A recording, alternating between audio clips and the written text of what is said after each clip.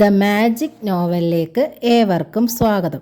സുധാകർ മംഗളോദയത്തിൻ്റെ അമ്മ വീട് പാർട്ട് 17. ഈ നോവൽ നിങ്ങൾക്ക് ഇഷ്ടമാകുന്നുണ്ടെങ്കിൽ സബ്സ്ക്രൈബ് ചെയ്യാതാണ് നിങ്ങളിത് കാണുന്നതെങ്കിൽ ലൈക്ക് ചെയ്ത് ഷെയർ ചെയ്ത് സബ്സ്ക്രൈബ് ചെയ്ത് ഹൈപ്പും കൂടി ചെയ്യണേ. നന്ദാപുരം ശ്രീകൃഷ്ണസ്വാമി ക്ഷേത്രത്തിലെ ശാന്തിക്കാരനായ നാരായണം പോറ്റിയുടെ കൈത്തണ്ടയിലെ വർഷങ്ങളുടെ പഴക്കമുള്ള വാച്ചിലും അപ്പോൾ കൃത്യം 9 മണിയാകുന്നു. കൃഷ്ണ കാത്തരുളണേ എന്ന് ജപിച്ച് കയ്യിലെ നിവേദ്യ ഉരുളി താഴെ പടിക്കെട്ടിൽ വെച്ചിട്ട് ഗോപുര നട അടച്ചു പൂട്ടിയയാൾ താക്കോൽ കൂട്ടം ഉടുമണ്ടിൻ്റെ മടിത്തുമ്പിൽ ഭദ്രമായി ചുറ്റിക്കെട്ടി കൈത്തണ്ടയിൽ ഇട്ടിരിക്കുന്ന വരയൻ ഷർട്ടെടുത്ത് കുടഞ്ഞിട്ടു മെല്ലെ ദേഹത്ത് ധരിച്ചു. ബട്ടണുകൾ ഇടാൻ 1 മിനിറ്റ് എടുത്തു. അപ്പോഴാണ് നടുഭാഗത്തുള്ളൊരു ബട്ടൺ നടന്നിരിക്കണോ എന്ന് മനസ്സിലായത്. നാരായണന് അതിലൊരു തമാശയാണ് തോന്നിയത്. കൈത്തണ്ടയിൽ ശേഷിച്ച ഈറൻ മണമുള്ള തോർത്തുകൂടി ചുമലിലേക്ക് എറിഞ്ഞിട്ട് ഗോപുരപ്പടിയിൽ വെച്ചിരിക്കുന്ന വെള്ള ഊട്ടുരുളി എടുത്ത് ചുമലിലേക്ക് താങ്ങി പിടിച്ചുപോയാൽ വടക്കോട്ട് തിരിയുന്ന ടാർ നിലത്തിലൂടെ 2 അടി വെച്ചതും വഴിയോരത്ത് തട്ടുകട നടത്തുന്ന മുകുന്ദൻ്റെ ശ്രദ്ധ ക്ഷണിച്ചുകൊണ്ടുള്ള ചുമ കാതിൽ വീണു. നാരായണൻ തിരിഞ്ഞു നോക്കി. തട്ടുകട അടയ്ക്കുകയായിരുന്നു മുകുന്ദൻ. ഇന്നെന്താ നേരത്തെ? നാരായണൻ തിരക്കി. പതിവ് നേരമായേ, മുകുന്ദൻ പുഞ്ചിരിച്ചു. 9 കഴിഞ്ഞാൽ പിന്നെ ആരാ അപ്പോൾ വല്ലതും കഴിക്കാനായി വരിക? പതിവുകാരൊക്കെ വന്നുപോയി. ഇന്ന് പൗർണമി മാസി തൊഴിലായതുകൊണ്ട് ക്ഷേത്രത്തിൽ നിന്ന് മടങ്ങണവരും കുറേ പാഴ്സൽ ദോശകൾ വാങ്ങിയിട്ട് പോയി. അതോടെ മാവ് തീർന്നു. ബാക്കിയുള്ളത് 5-6 പാലപ്പം മാത്രമാണ്. വല്ല കാറും കൊണ്ട് നിർത്തിയാലും കൊടുക്കാനത് തികയില്ല. വീട്ടിൽ കൊണ്ടുപോയാ അമ്മയ്ക്കും ഉമ്മയ്ക്കും അത് മതി. ഉമ്മയുടെ ഡേറ്റ് എടുത്തോ മുകുന്ദ? അടുത്ത മാസാ. ഇന്ന് പൗർണമി മാസം ആയതുകൊണ്ട് പോറ്റീൻ്റെ ഉരുളിയിൽ പായസം അധികം ഉണ്ടെങ്കിൽ ഒരു ലച്ചീന്തിൽ ഇത്തിരി വാങ്ങിക്കൊണ്ടുവരുമോ ഏട്ടാന്ന് അവൾ ചോദിച്ചിരിക്കണു. അപ്പോൾ ഇത്തിരി അമ്മയ്ക്കും കൂടി കൊണ്ടുവരണമെന്ന് അമ്മ ഇടയ്ക്കിടെ തന്നയക്കാറുള്ളത് കൊണ്ടാ ഈ കൊതി. കദളിപ്പര അഴിഞ്ഞിട്ട പായസത്തിൻ്റെ സ്വാദിനെക്കുറിച്ച് എപ്പോഴും പറയണത് അമ്മയാ. എങ്കിലേ ഉരുളി നിറയെ പായസം ഉണ്ടെന്ന് ഒരോട്ടുരുളി തറയുടെ വിളിമ്പിലേക്ക് ഇറക്കി വെച്ചു നാരായണൻ. വഴിപാടുകാരധികം ഉണ്ടായിരുന്നേ. പലരും പായസം വാങ്ങാനും നിന്നില്ല. നിന്നവർക്ക് നിറയെ കൊടുത്തയച്ചു. ഭാര്യാർക്കും മാരാർക്കും പരികർമ്മികൾക്കും ഒക്കെ കൊടുത്തിട്ടും ഒത്തിരി ബാക്കി. കളയാൻ പാടുണ്ടോ? അതാ കൊണ്ടുപോണത്. ഇലച്ചീന്തൊന്നും വേണ്ട. കടയ്ക്കുള്ളിൽ നിന്നൊരു തൂക്കുപാത്രം എടുത്തോളൂ, ഒരു തവി, എന്നിട്ട് ഇത് മുഴുവൻ കൊണ്ടുപോയിക്കോളൂ. മോളൂട്ടിക്ക് കൊണ്ടുപോകണ്ടേ പോറ്റി? അവൾക്ക് ഉരുളിയിൽ വറ്റിപ്പിടിച്ചിരിക്കണത് മതി. അടിയിൽ കരിഞ്ഞ് പറ്റിപ്പിടിച്ചിരിക്കണതാ ഇഷ്ടം. ഇങ്ങനൊരു കുട്ടി. പിന്നെ ഉണങ്ങിയലരിപ്പാടുണ്ടല്ലോ, അത് മതി ഞങ്ങൾക്ക്. മഠത്തിൽ ചെന്നിട്ട് ഉപ്പുകല്ലും പച്ചമുളകും കൂടി ചതയ്ക്കും, തൈരും ഉണ്ടാകും. ഞങ്ങൾക്കത് സദ്യ. ഉണങ്ങലരിപ്പടയും പച്ചമുളകും മാത്രം കഴിച്ചിട്ടും ഓളിങ്ങനെ സുന്ദരിക്കുട്ടിയായിരിക്കണതിൽ അന്നിക്ക് അതിശയം. എത്രയിലായി പോറ്റിയത്? 4. 9 കഴിഞ്ഞു. 9 ആയിട്ടുണ്ടാവുമെന്ന് എൻ്റെ അമ്മ പറഞ്ഞേ. നമ്മൾ ഒരു പ്രായമായിട്ടും എൻ്റെ ഭാര്യ കടിഞ്ഞൂൽ 9-ാം മാസവും പോറ്റിക്കുട്ടിയുടെ മോൾക്ക് 9 വയസ്സുമായി. അമ്മ ഇന്നലെ പറഞ്ഞൂന്ന്. ദേശത്തുള്ളവരുടെ മുഴുവൻ വയസ്സ് എൻ്റെ അമ്മയ്ക്ക് മനപ്പാടമാണ്. മോളെയും കൊണ്ട് ഒരു ദിവസം അമ്മയെ കാണാൻ വരുന്നുണ്ട് ഞാൻ.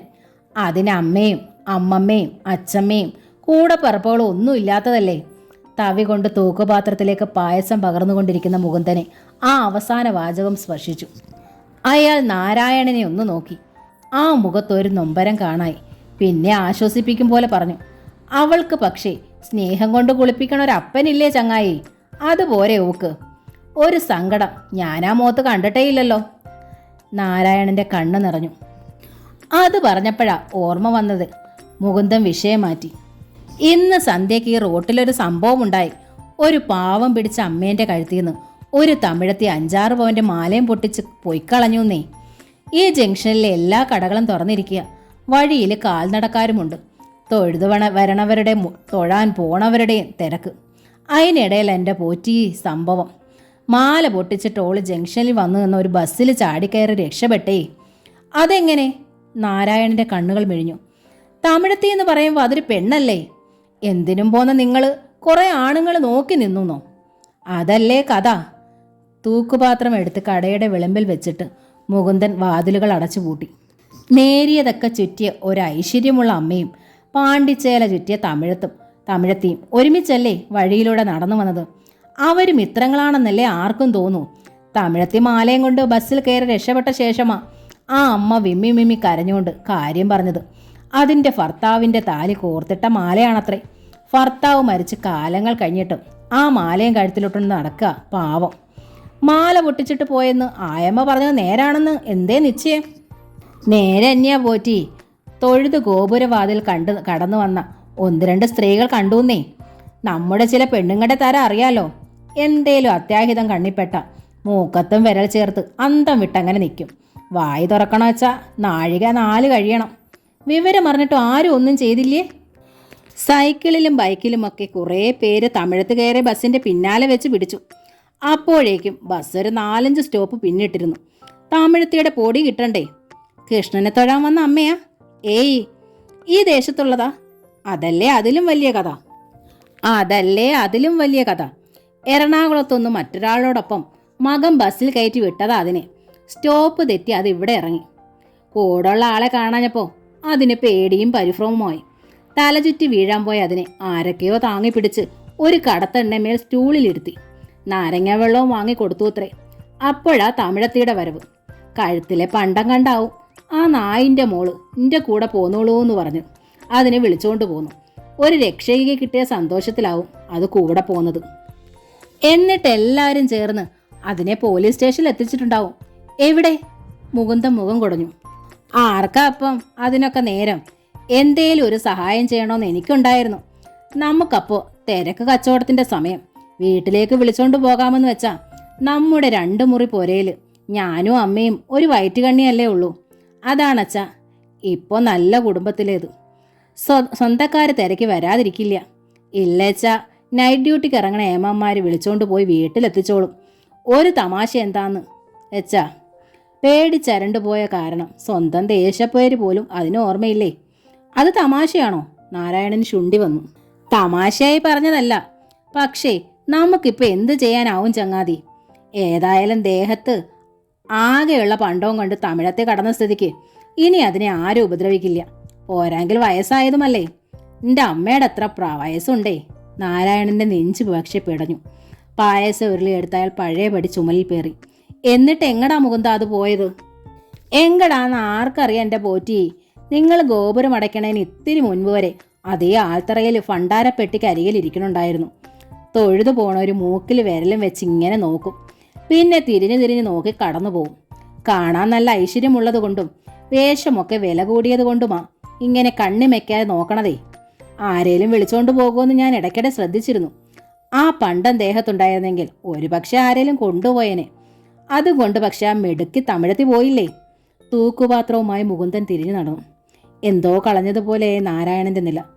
അയാളിൽ നിന്ന് മറുപടിയൊന്നും വരാഞ്ഞ് മുകുന്ദൻ തിരിഞ്ഞു നോക്കി. ആ നിൽപ്പ് കണ്ട് അയാൾ നിന്നു. നമ്മളിപ്പോൾ ഇതൊക്കെ ഓർത്ത് എണ്ണിപ്പെറുക്കിയിട്ട് എന്താ പോറ്റി കാര്യം? എത്രയും പെട്ടെന്ന് എത്താതെ എനിക്ക് പറ്റില്ല. ഇനി മുതൽ 8:30 എന്നെ കട അടച്ചോളണമെന്നാ അമ്മയുടെ കൽപ്പന. 9ഉം 10ഉം ഭേദമല്ലേ എത്രേ? അവരമ്മായിയമ്മയും മരുമോളും പോലല്ല. പെറ്റമ്മയേക്കാൾ കാര്യമാ അമ്മയ്ക്ക് ഉമയെ. ഇനി ഞാൻ വൈകിയ അമ്മ എൻ്റെ നെറുകയിൽ തീ കോരിയിടും. വഴിയോരത്ത് വെച്ചിരുന്ന പഴയ സൈക്കിളിൻ്റെ നേർക്ക് നടന്നു മുകുന്ദൻ. നാരായണൻ മറുവശത്തേക്കും. അല്പം നടന്നതും അയാൾക്ക് സമാധാനമില്ലാതായി. മുകുന്ദൻ്റെ കണ്ണിൽ പെടാതെ ആ അമ്മ ആൽത്തറയിൽ നിന്ന് പോയിട്ടുണ്ടെങ്കിൽ നേരെ പടിഞ്ഞാറോട്ടാവാനാണ് സാധ്യത. പടിഞ്ഞാറോട്ടുള്ള വഴി അവസാനിക്കുന്നത് ബോട്ട് ജെട്ടിയിലാണ്. ഈശ്വര, അത് തെമ്മാടികളുടെയും അസാൻമാർഗികളുടെയും പിടിച്ചുപറിക്കാരുടെയും അന്ത്യത്താവളമാണ്. അവിടേക്ക് പോലീസ് പോലും കടന്നു ചെല്ലാറില്ല. അങ്ങനെ ഒരു ഔദാര്യം കാണിക്കുന്നതിന് ബോട്ട് ജെട്ടിയിലെ അന്തേവാസികൾ സ്റ്റേഷനിൽ ചെന്ന് കൃത്യമായി കപ്പം കൊടുക്കാറുണ്ട്. നാരായണൻ വേഗം തിരിച്ച് ആൽത്തറയിലെത്തി.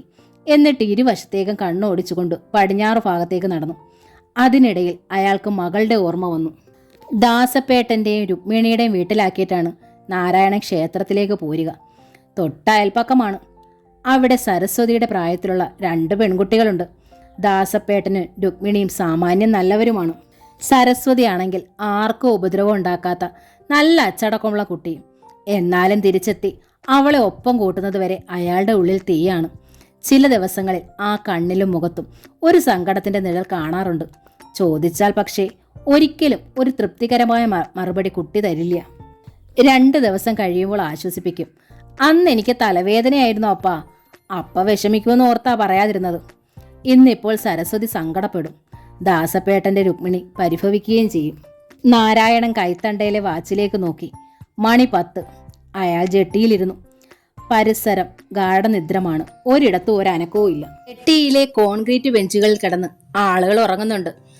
ആ കൂട്ടത്തിൽ സ്ത്രീകളായി ആരെയും കാണാൻ കിട്ടിയില്ല. തിരിച്ച് ദാസപ്പന്റെ വീട്ടിലെത്തി. കോളിംഗ് ബെൽ അമർത്തിയപ്പോൾ വാതിൽ തുറന്ന രുക്മിണിയുടെ കണ്ണുകളിൽ ഈർഷ്യ. അവൾ ഉറങ്ങിയല്ലോ പോറ്റി, എന്താ ഇത്ര വൈകിയത്? നാരായണന് മറുപടി പറയാനായില്ല. അപ്പോഴേക്കും അകത്തു നിന്ന് സരസ്വതി ഓടി വന്നു. ഞാൻ ഉറങ്ങിയില്ലപ്പാ. ആൻറ്റി പറഞ്ഞപ്പം മിന്നുവിൻ്റെയും ചിന്നുവിൻ്റെ ഒപ്പം വെറുതെ കിടന്നേ ഉള്ളൂ. പട്ടുപാവാടയും നീളൻ ജാക്കറ്റും അണിഞ്ഞ തൻ്റെ പൊന്നോമനെ നാരായണൻ വാരിപ്പുണർന്നു. എന്നിട്ട് രുക്മിണിയോട് പറഞ്ഞു, ഞങ്ങൾ ഇറങ്ങുക, ദാസപ്പേട്ടനോട് പറഞ്ഞേക്കൂ. മറുപടി പറയാതെ രുക്മിണി വാതിൽ വലിച്ചടച്ച് സാക്ഷിയിട്ടു. മോളുണ്ടോ? മഠത്തിലെത്തിയപ്പോൾ നാരായണൻ തിരക്കി. ഇല്ല. വേണോന്ന് ആൻറ്റി ചോദിച്ചു. വേണ്ടാന്ന് ഞാൻ പറഞ്ഞു. അപ്പായുടെ ഒപ്പമല്ലാതെ ഞാൻ കഴിക്കില്ലെന്നറിയില്ലേ ഒരേ പാത്രത്തിൽ നിന്ന്. 2 പേർക്കുമായി നാരായണൻ ഒരേ പാത്രത്തിൽ ഉണങ്ങലരി ചോറെടുത്തു. ഇനി എന്നെ ആ വീട്ടിലേക്ക് വിടണ്ടപ്പാ. ഞാൻ അപ്പയോടൊപ്പം അമ്പലത്തിലേക്ക് പോന്നോളാം. അവിടുന്ന് സ്കൂളിലേക്ക് പോയിക്കോളാം. തിരികെ അമ്പലത്തിലേക്ക് പോന്നോളാം. അങ്കിളിനും മിന്നുവിനും ചിന്നുവിനും കുഴപ്പമില്ല. പക്ഷേ ആൻറ്റിക്ക് എന്നെ ഇഷ്ടമല്ല. വെളുപ്പിനെ കൊണ്ടുവന്ന് വിടും. പാതിരാത്രിക്ക് വിളിച്ചോണ്ട് പോവും. മനുഷ്യർക്ക് ഉറങ്ങണ്ടേന്ന് ആൻറ്റി ചോദിക്കുക. അയാൾക്കൊരു 2ാം കല്യാണം കഴിച്ചുകൂടെയെന്നു. പെട്ടെന്ന് സങ്കടത്തിൽ സരസ്വതി ഏങ്ങി കരച്ചു. അപ്പാ, 2ാം കല്യാണം കഴിക്കണതിൽ എനിക്ക് വിരോധമൊന്നും ഇല്ലപ്പാ. ചച്ചു. പെട്ടെന്ന് അയാൾ ആ വാ പൊത്തി. മംഗളയുടെ കണ്ണീരടഞ്ഞ മുഖം നാരായണന്റെ ഓർമ്മയിൽ തെളിഞ്ഞു. നീ നിന്റെ അമ്മയെ മറന്നോ? ഇനി ഇങ്ങനെ പറഞ്ഞാൽ അപ്പ മരിക്കൂ കേട്ടോ. വായടച്ചിരുന്ന അപ്പയുടെ കൈ എടുത്തതും സരസ്വതി ഏങ്ങലടിച്ചു കരഞ്ഞു. ഇനി ഞാൻ അങ്ങനെ പറയില്ലപ്പാ. പിറ്റേന്ന് വെളുപ്പിനെ 4 മണിക്ക് മുമ്പേ അപ്പയും മകളും കുളിച്ച് വേഷം മാറ്റി സരസ്വതിയുടെ സ്കൂൾ ബാഗ് കൂടി എടുത്തുകൊണ്ടാണ് നാരായണൻ ശ്രീകൃഷ്ണസ്വാമി ക്ഷേത്രത്തിന്റെ ഗോപുരനട തുറന്നത്. അയാളും മകളും കൂടി മുന്നിലെ നടക്കെത്തിയപ്പോഴാണ് അത്ഭുതം. ഈറൻ നേരിയത് ചുറ്റി അഴിഞ്ഞ തുള്ളികൾ ഇറ്റുവീഴുന്ന ഈറൻ മുടികളുമായി ഏങ്ങലോടെ കൈകൾ കൂപ്പി അടഞ്ഞു നടയ്ക്ക് മുമ്പിൽ ഒരമ്മ. ആരാണ്? നാരായണന്റെ തൊണ്ട വിറച്ചു. അമ്മ ഏതാണ്? സരസ്വതി അത്ഭുതത്തോടും നേരിയ ഭയത്തോടും അപ്പനെയും ക്ഷേത്രനടയിൽ നിൽക്കുന്ന പ്രായമായ സ്ത്രീയെയും മാറി മാറി നോക്കി. തൊഴുകൈകൾ വിടർത്താതെയാണ് അമ്മ നാരായണന്റെ നേർക്ക് തിരിഞ്ഞത്. ആ മുഖത്തും അല്പം ഭയം ഉണ്ടായിരുന്നു. ഞാൻ അങ്ങേയറ്റം താഴ്മയിൽ ആ ശിരസ് കുനിഞ്ഞു. കുറെ ദൂരേന്ന് വെച്ചാ താൻ ഉദ്ദേശിക്കുന്ന ആൾ തന്നെയാണോ ഈ അമ്മയെന്ന് നാരായണൻ അറിയേണ്ടിയിരുന്നുള്ളൂ. ഇന്നലെ രാത്രി ഒരമ്മയ്ക്കായി താൻ എത്ര അലഞ്ഞു. അമ്മയിൽ നിന്ന് മറുപടി വൈകിയപ്പോൾ അയാൾ ആവശ്യപ്പെട്ടു. എവിടെ നിന്നാണെന്ന് പറഞ്ഞാൽ മതി. എറണാകുളത്തുനിന്നാ? അതോടെ അമ്മയുടെ മുഖത്ത് ഒരാശ്വാസം കാണപ്പെട്ടു. അതെ, എറണാകുളത്തുനിന്നാ. എൻ്റെ ഉണ്ണി എന്നെ ബസ് കയറ്റി അയച്ചത്. നാരായണന്റെ മുഖത്ത് പുഞ്ചിരി തെളിഞ്ഞു. തേടിയ ആൾ തന്നെ. ഉണ്ണി എന്ന് പറയണത് മകനാണോ? അതെ, ഉണ്ണിയെന്നാ ഞാൻ വിളിക്കുക. ശരിപ്പേര്, അതായത് ഒഫീഷ്യൽ നെയിം ഓർമ്മ കിട്ടാത്തതുപോലെ അവർ ചെന്നിയിലൂടെ കൈത്തലം ഓടിച്ചു. അതിൻ്റെ നാവിൽ വരണില്ലല്ലോ എൻ്റെ കൃഷ്ണ. എൻ്റെ ഉണ്ണിയുടെ പേര്. എത്ര പാപിയായോ ഞാൻ. പാപിയായോണ്ടല്ലമ്മേ, നാരായണൻ അലിവായി. ഓർമ്മ പിശകുള്ളത് കൊണ്ടാ. എന്നാലും ഈ പ്രായത്തിൽ ഇത്ര ഓർമ്മത്തെറ്റുണ്ടാവുക അതിശയാണേ. അതിലും അതിശയം ഇങ്ങനൊരമ്മയെ ആ മകൻ തനിച്ച് ബസ് കയറ്റി വിട്ടതില്ല. തനിച്ചല്ല, കൂടെ സ്വന്തം ഒരു കുട്ടിയുണ്ടായിരുന്നു. വീണ്ടും വീണയുടെ സ്വരസ്ഥാനങ്ങളിൽ ഒന്നോണം ആ കൈവിരലുകൾ ചെന്നിയിൽ പരതി. ഈശ്വര, അതിൻ്റെ പേരും എനിക്ക് ഓർത്തെടുക്കാൻ കഴിയണില്ലല്ലോ. ആ കണ്ണുകൾ തുളുമ്പി. കുറെ കാലമായോ ഈ ഓർമ്മത്തെറ്റ് ആരംഭിച്ചിട്ട്? ഏയ്, പുറപ്പെടുമ്പോൾ എനിക്ക് ഒരു കുഴപ്പം ഉണ്ടായിരുന്നില്ല. ബസ്സിലിരിക്കുമ്പോൾ ഒരാൾത്തറയും ക്ഷേത്രവും കണ്ട് എൻ്റെ ദേശമായി എന്നൊരു തോന്നലുണ്ടായി. ബസ്സിൽ നല്ല തിരക്ക്. കൂടെ ഉണ്ടായിരുന്ന കുട്ടി ടീച്ചറെ ഇറങ്ങാമെന്ന് പറഞ്ഞതുപോലെ എനിക്ക് തോന്നി. കൂടെ ഉണ്ടായിരുന്നത് പെൺകുട്ടിയോ ആൺകുട്ടിയോ? ആൺകുട്ടിയെ. കുട്ടിയെന്ന് ഞാൻ പറയണമെന്ന് വെച്ച് ചെറിയ കുട്ടിയൊന്നും അല്ല കേട്ടോ. എൻ്റെ ഉണ്ണിയുടെ പ്രായമാ. 35 ഉണ്ടാവും. അമ്മ ടീച്ചറാണോ? ആയിരുന്നു. സംഗീതം പഠിപ്പിക്കണ ടീച്ചർ. റിട്ടയറായി. പേര് സുമംഗല ടീച്ചർ എന്നാ ദേശത്തെല്ലാരും വിളിക്കുക. സ്വന്തം പേര് മറന്നിട്ടില്ല. ഭാഗ്യം. നാരായണൻ പുഞ്ചിരിച്ചു. പക്ഷേ എൻ്റെ ദേശപ്പേര് പോലും ഞാൻ മറന്നിരിക്കണോ? ടീച്ചർ നെഞ്ചോട് കൈ ചേർത്തു. നാഴിക്ക് 40 വട്ടം ഞാൻ ഉരുവിട്ടോണ്ടിരുന്ന പേരാ. ഇങ്ങനെ സംഭവിക്കും ആർക്കെങ്കിലും? എനിക്ക് എങ്ങടാ പോകേണ്ടതെന്നും. പക്ഷെ ഞാൻ ആ ദേശപ്പേര് മറന്നു എന്ന് പറഞ്ഞിട്ട് ആളുകൾ വിശ്വസിക്കണതേ ഇല്ല. ആൾത്തറ കണ്ട് തിരക്കിൽ കുത്തി നുളച്ച ബസ് ഇറങ്ങിയതും ബസ് വിട്ടു. ചുറ്റും തിരിഞ്ഞിട്ട് കൂടെ ഉണ്ടായിരുന്ന കുട്ടിയെയും കാണാനില്ല. ആ പേര് ചൊല്ലി ഉറക്കെ വിളിക്കാന്ന് വെച്ചപ്പോഴാ ആ പേര് നാവി വരാതിരുന്നത്. ഇതോടെ എനിക്ക് വല്ലാത്ത പേടിയായി. അപ്പോഴേക്ക് സ്റ്റോപ്പ് തെറ്റിയാണ് ഞാൻ ഇറങ്ങിയതും എന്നും ബോധ്യമായി. പിന്നത്തെ അവസ്ഥ പറയാൻ എനിക്ക് വയ്യ. ദേഹം തളരണതുപോലെ തോന്നി. പരിചയമില്ലാത്ത ആരൊക്കെയോ ഒന്ന് താങ്ങിപ്പിടിച്ചു. പിന്നെ കുറേ സമയത്തേക്ക് എനിക്ക് ഒന്നും ഓർമ്മയില്ലാതായി. കുട്ടിയെന്ന് വിളിക്കണതിൽ ക്ഷമിക്കണേ. എന്തിന്? എൻ്റെ അമ്മയുടെ പ്രായമുള്ള അമ്മയ്ക്ക് എന്നെ കുട്ടിയെന്ന് വിളിച്ചൂടെ? ഇന്നലെ അമ്മയുടെ കഥ കേട്ടറിഞ്ഞ് അമ്മയെ തേടി ഞാൻ കുറേ അലഞ്ഞു. എങ്ങനെയോ എനിക്ക് മുമ്പേ അമ്മ ഇതിനകത്ത് കടന്നതെന്നാ എനിക്കിപ്പോൾ അറിയാത്തതുള്ളൂ. 4 ഗോപുരങ്ങളും പൂട്ടിയിട്ടാ ഞാൻ രാത്രി പോയത്. ഇന്നലെ രാത്രി ശീവേലി സമയത്താ ഞാൻ ഇതിനകത്ത് കയറിയത്. ഒരുപാട് യാത്ര ചെയ്ത് മുഷിഞ്ഞു വന്നതുകൊണ്ട് അകത്ത് കയറാൻ മനസ്സനുവദിച്ചില്ല. കുളിപ്പുരയിൽ പോയി കൈയും കാലും മുഖവും കഴുകി വരാമെന്ന് വിരിച്ചു. പടികൾ ഇറങ്ങുമ്പോൾ പെട്ടെന്നൊരു തളർച്ച. ദേഹം വിറച്ചു. കുഴഞ്ഞ് കൽപ്പടവിൽ വീണത് ഓർമ്മയുണ്ട്. മരിച്ചു എന്നാ നിരീച്ചത്. എന്നാൽ എപ്പോഴോ ഓർമ്മ വന്നു. ഉറക്കത്തിൽ നിന്ന് എണീറ്റതുപോലെയായി എനിക്ക് തോന്നിയത്. പടവുകൾ കയറി ഇവിടെ എത്തിയപ്പോൾ ഞാനല്ലാതെ ഈ മതിൽക്കെട്ടിനകത്ത് ആരുമില്ല. ഗോപുരങ്ങളിൽ കത്തുന്ന ലൈറ്റിൽ മതിൽക്കകം കാണാം. നടക്കലെ കൽവിളക്കിൽ അണയാറായ ഒറ്റ തിരക്ക് മുന്നിൽ ഞാൻ ഇരുന്നു. ശംഖ് വിളിച്ചത് കേട്ട് ഞെട്ടി ഉണർന്നു. കുളിപ്പരയിൽ പോയി കുളിച്ചു വന്നതേ ഉള്ളൂ ഞാൻ. ആരേ ഇവിടെ ശംഖ് വിളിച്ചത്? ഞാനിപ്പോൾ ക്ഷേത്രനട തുറങ്ങിന്ന് എത്തിയതല്ലേ ഉള്ളൂ. കുസൃതി ചിരിയോടെ നാരായണൻ നടക്കിലേക്ക് നോക്കി. മായക്കണ്ണനാ ഇവിടെ പ്രതിഷ്ഠ. ഇല്ലാത്ത ശബ്ദങ്ങൾ കേൾക്കാം, ഇല്ലാത്ത കാഴ്ചകൾ കാണുകയും ചെയ്യാം. ആകട്ടെ, അമ്മയ്ക്ക് ഈറം മാറ്റാൻ വസ്ത്രമൊന്നുമില്ലേ? ഇല്ല. ബസ്സിൽ നിന്ന് ഇറങ്ങുമ്പോൾ ഒരു ബാഗ് ഉണ്ടായിരുന്നു. പിന്നെ അത് എവിടെ പോയിന്ന് നിശ്ചയില്ല. കഴുത്തിലുണ്ടായിരുന്ന മാല തമിഴത്തി പൊട്ടിച്ചോണ്ട് പോയിന്ന് കേട്ടു. നാരായണനാണ് പറഞ്ഞത്. ഏതായാലും അമ്മ ഇവിടെ ഇരിക്കൂ. ചച്ചു, നീ ഈ അമ്മയ്ക്ക് കൂട്ടിരുന്നോളൂ. ഞാൻ പോയി നട തുറക്കട്ടെ. ഞാൻ വന്ന് നട തുറക്കുമ്പോഴുള്ള മണിയൊച്ച കേട്ടാലേ മാരാരും വാര്യരും മറ്റ് ക്ഷേത്ര ജീവനക്കാരും ഒക്കെ എത്തും. നാട്ടും പുറത്തെ ഊരാൺമ ക്ഷേത്രമാകുമ്പോൾ ഇങ്ങനെയാ. താക്കോൽ കൂട്ടവുമായി അയാൾ ക്ഷേത്രനടയിലേക്ക് നടന്നു. അമ്മ ഇരിക്കണില്ലേ? സരസ്വതി ടീച്ചറിനോട് തിരക്കി. അപ്പൻ വരും വരെ നമുക്കിവിടെ ഇരുന്നാലോ? മഠത്തിൽ എന്നെ തനിച്ചാക്കി പോരാൻ വയ്യാത്തത് കൊണ്ടാ അപ്പൻ എന്നെയും കൂട്ടി പോന്നത്. ടീച്ചറുടെ മുഖത്ത് കൗതുകമുണർന്നു, അലിവും. കുട്ടിയുടെ ചുമലിലൂടെ അവർ സ്നേഹപൂർവ്വം തഴുകി. മോളും അപ്പനും തനിച്ചേ ഉള്ളൂ മഠത്തിൽ? ആ, ഇന്നലെ വരെ എന്നെ അടുത്ത വീട്ടിലാക്കിയിട്ടാ അപ്പൻ പോന്നിരുന്നത്. ഇനി മുതൽ അപ്പൻ്റെ കൂടെ പോന്നാളൊന്നും ഞാനാ പറഞ്ഞത്. അകത്തു നിന്ന് അപ്പോൾ മണി മുഴങ്ങി. അകത്തേക്ക് നോക്കി ഒന്ന് കൈകൂപ്പിയിട്ട് ടീച്ചർ കുട്ടിയോട് തിരക്കി. മോളുടെ അമ്മ ഒപ്പം ഇല്ലേ? അമ്മ. സരസ്വതിയുടെ തൊണ്ടയിടറി. ഒപ്പം ആ കണ്ണുകൾ നിറയെ കൂടി ചെയ്തപ്പോൾ ടീച്ചർ തടഞ്ഞു. വേണ്ട കേട്ടോ, ഒന്നും പറയണ്ട. അമ്മയൊന്നും ചോദിച്ചേ ഇല്ല. അപ്പോഴേക്കും അകത്തു നിന്ന് ശംഖുനാദവും കേൾക്കാനായി. മാരാരും വാര്യാരും ഒക്കെ എത്തിയെന്ന് തോന്നണു. സരസ്വതിയുടെ മുഖം വീണ്ടും പ്രസന്നമായി. നമുക്ക് അകത്ത് കയറി തൊഴുതാലോ? മോളുടെ അപ്പൻ ഇവിടെ ഇരിക്കൂന്നല്ലേ പറഞ്ഞിട്ട് പോയത്? എങ്കിൽ നമുക്ക് ഇരിക്കാം അമ്മേ. ഇങ്ങനെ നിന്നാൽ കാല് വേദനിക്കില്ലേ? ഇത് ഭജന മണ്ഡപമാ. ഇവിടെ ഇരുന്ന ആളുകൾ ഭജന പാടുക. ഈറൻ മുണ്ടെടുത്തോണ്ട് അമ്മയ്ക്ക് ഇരിക്കാനും ബുദ്ധിമുട്ടാണല്ലോ മോളെ. അതുകൊണ്ട് നമുക്ക് അകത്തേക്ക് തന്നെ പോകാം. ഭഗവാനെ തൊഴാം, മോളുടെ അപ്പനെ കാണുകയും ചെയ്യാമല്ലോ. നേരം പുലരാറായ സ്ഥിതിക്ക് യാത്ര പറഞ്ഞിട്ട് ഞാൻ ഇറങ്ങിക്കോളാം. അമ്മ എങ്ങടാ പോവുക? ഇത് ഞാൻ എടുത്തിരിക്കണു. ഈറൻ ചുറ്റി നടന്നിട്ട് എൻ്റെ ദേഹം തണുത്ത് വിറയ്ക്കുന്നു. കുളിപ്പരയിൽ ചെന്ന് ഞാനിതൊന്ന് മാറ്റിയിട്ട് വരാൻ ചച്ചു. ഞാനും വരാം. സരസ്വതി ആ ഒപ്പം നടന്നു. ടീച്ചർ വേഷം മാറ്റിയതും അവർ ഒരുമിച്ച് മഠത്തിലേക്ക് പോയി. ഉപ്പുമാവ് ഉണ്ടാക്കിയത് 2 പേരും ഒരുമിച്ചാണ്. എന്തൊക്കെ ചേർക്കണമെന്ന് ടീച്ചർ പറഞ്ഞു കൊടുത്തു. ഞാൻ ഉണ്ടാക്കണതിൽ ഇത്രേ സ്വാദ് ഉണ്ടായിട്ടില്ല, സരസ്വതി പറഞ്ഞു. നാളെ ഇതേപോലെ ഞാൻ അപ്പനുണ്ടാക്കി കൊടുക്കും. അമ്മ തിരിച്ചു പോകും വരെ ഇനി മോളൊന്നും ഉണ്ടാക്കണ്ട. ഇത്ര ചെറിയ കുട്ടി പാചകം ചെയ്യണത് ആദ്യം കാണുക ഞാൻ. എനിക്ക് സഹിക്കണില്ല. അമ്മയില്ലാത്ത കുട്ടികളെല്ലാം പഠിച്ചിരിക്കണമെന്ന് അപ്പൻ പറയും. ഞാൻ എന്ത് ചെയ്യുമ്പോഴും അപ്പൻ അരികിൽ നോക്കിയിരിക്കും. വലിയ ജോലികളൊക്കെ അപ്പൻ തന്നെ ചെയ്യൂ. അപ്പൻ സദ്യക്ക് പോവും. നല്ല പാചകക്കാരനാണെന്നാ എല്ലാവരും പറയണത്. സ്കൂളില്ലാത്ത ദിവസങ്ങളിൽ എന്നെയും കൊണ്ടുപോകാറുണ്ട്. എല്ലാം കണ്ടു പഠിച്ചോളണമെന്ന് എപ്പോഴും പറയും. ഒരിക്കലും മഠത്തിൽ തനിച്ചാക്കി അപ്പൻ എവിടെയും പോവില്ല. അപ്പൻ പറയണത് അപ്പൻ ജീവിക്കണത് എനിക്ക് വേണ്ടിയാണെന്നാ. എൻ്റെ കല്യാണം വരെ ജീവിച്ചിരിക്കുന്നു. ടീച്ചറുടെ കണ്ണുകൾ നിറഞ്ഞു. അവർ പക്ഷേ ഒരക്ഷരവും മറുപടി പറഞ്ഞില്ല. ഉച്ചപൂജ കഴിഞ്ഞാണ് നാരായണൻ മഠത്തിലെത്തിയത്. 3 പേർക്കും കഴിക്കാനുള്ള ഉണങ്ങലരി ചോറും ഉരുളിയിലുണ്ടായിരുന്നു.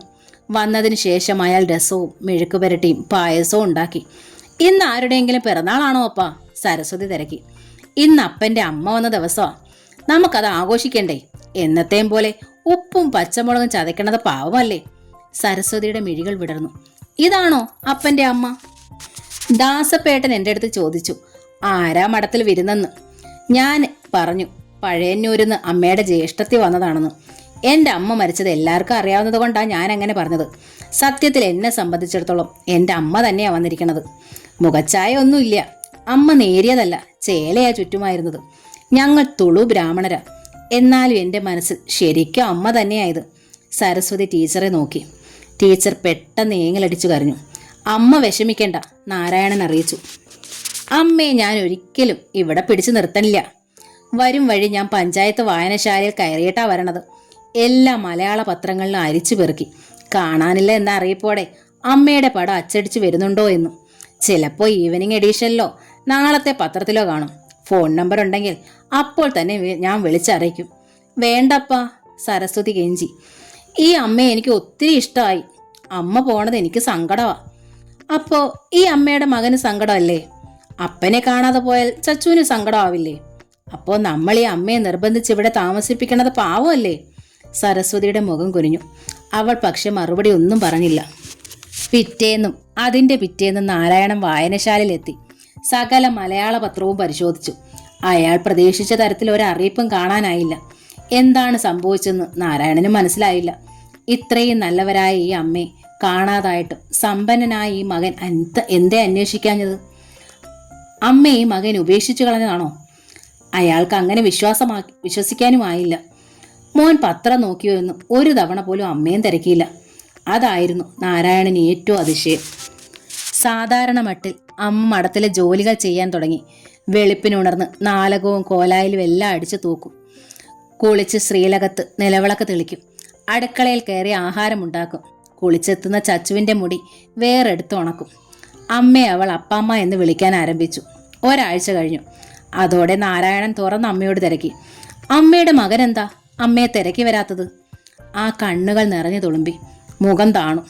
ഒരു ദേവിയായ ഈ അമ്മയെ ആ മകൻ ഉപേക്ഷിച്ചു കളഞ്ഞതാണോ എന്ന് അയാൾക്ക് സംശയമായി. ഒരു പക്ഷേ വീട്ടിൽ നിന്ന് ഇറക്കി വിട്ടതാവാം. അമ്മ അത് ഒളിക്കുകയാണ്. അമ്മയുടെ മറവി ഒരു അഭിനയവുമാവാം. അമ്മയുടെ മകൻ ജോലി ചെയ്യുന്ന നഗരത്തിന്റെ പേരെങ്കിലും അമ്മയ്ക്ക് ഓർമ്മിക്കാൻ കഴിയുന്നുണ്ടോ അമ്മേ? ഇല്ല, എൻ്റെ നാവിലാ പേര് വരണില്ല മോനെ. പക്ഷെ അവിടെ സംഗീത കോളേജുണ്ട്, ശ്രീപത്മനാഭന്റെ ക്ഷേത്രമുണ്ട്, കണിക്കൊന്നകൾ തണല് വിരിച്ച മ്യൂസിയമുണ്ട്. അത് നമ്മുടെ തലസ്ഥാനമല്ലേ അമ്മേ, തിരുവനന്തപുരം? ടീച്ചറുടെ മിഴികൾ വിടർന്നു. അതെ, തിരുവനന്തപുരം. ഈ പേരെങ്കിലും ഓർത്തെടുക്കാൻ ഞാൻ എത്ര ശ്രമിച്ചു. മകൻ താമസിക്കുന്ന വീടിരിക്കുന്ന സ്ഥലമോ ആ വീടിന് മുന്നിലെ റോഡിന്റെ പേരോ അമ്മയ്ക്ക് ഓർക്കാൻ കഴിയുന്നുണ്ടോ? ഇല്ല മോനെ. മകൻ ജോലി ചെയ്യുന്ന കമ്പനിയുടെ പേര്? ഇല്ല മോനെ. ആ ചുണ്ടുകൾ വിതുമ്പി. അമ്മ പറയണത് ശുദ്ധ കളവായി തന്നെ നാരായണൻ വിശ്വസിച്ചു. ആ ഉറപ്പിൽ അയാൾ പറഞ്ഞു, എങ്കിൽ അമ്മ ഇനിയും മഠം വിട്ട് എങ്ങടും പോണില്ല. അമ്മയെ സ്നേഹം കൊണ്ട് മൂടാൻ എനിക്കും എൻ്റെ മകൾക്കും കഴിയും. അമ്മ ശരിക്കും എൻ്റെ ചച്ചുവിൻ്റെ അപ്പാമ്മ തന്നെയാ. കവളിലൂടെ ചാലുകൾ ഒഴിയെങ്കിലും ടീച്ചർ ഒരക്ഷരം ശബ്ദിച്ചില്ല. തൻ്റെ ഉണ്ണി തന്നെ ഉപേക്ഷിച്ചുവെന്ന് അവർക്കും വ്യക്തമായി. അപ്പോഴാണ് പ്രശാന്തിനെ തിരക്കി ചിറ്റിലശ്ശേരിയിൽ നിന്നും വേണുമേനോൻ തിരുവനന്തപുരത്തെത്തിയത്. പ്രശാന്ത് താമസിക്കുന്ന വീട് അറിയാല്ലാത്തതിനാൽ അയാൾ ജോലി ചെയ്തിരുന്ന കമ്പനിയിലാണ് തേടി വന്നത്. അവിടെ നിന്ന് ശ്രുതിയുടെ ഹോസ്പിറ്റലിലേക്കും. എൻ്റെ മകൻ എവിടെ? അയാൾ ശ്രുതിയോട് തിരക്കി. എൻ്റെ പ്രേമൻ എന്താ പറ്റിയത്? പ്രേമനോ? ശ്രുതി ചോദിച്ചു. ആരേത്? അതാരെന്ന് ഡോക്ടർക്ക് അറിയില്ലേ? വേണുമേനോന്റെ മുഖം കനത്തു. കേട്ടിട്ടില്ലേ ഞാൻ ആ പേര്. പ്രശാന്ത് ജോലി ചെയ്യണ കമ്പനിയിൽ പോയി തിരക്കിയിട്ട് വരിക ഞാൻ. അപ്പോഴാ അറിഞ്ഞത് ആ കുട്ടി കോമായിൽ ഈ ഹോസ്പിറ്റലിലുണ്ടെന്ന്. പ്രശാന്തിന്റെ വൈഫ് ജോലി ചെയ്യുന്നത് ഇവിടെയാണെന്ന് അവർ പറഞ്ഞു. അങ്ങനെയാ തേടി വന്നത്. ശ്രുതിയുടെ കണ്ണുകൾ സംശയത്തിൽ വിടർന്നു. ചിറ്റിലശ്ശേരിയിൽ നിന്നാണോ? ആ പേരെങ്കിലും കേട്ടിട്ടുണ്ടല്ലോ ഇല്ലേ? വേണുമേനോന്റെ തൊണ്ടയിടറി. വേണുമേനോനാ ഞാൻ, പ്രേമന്റെ അച്ഛൻ.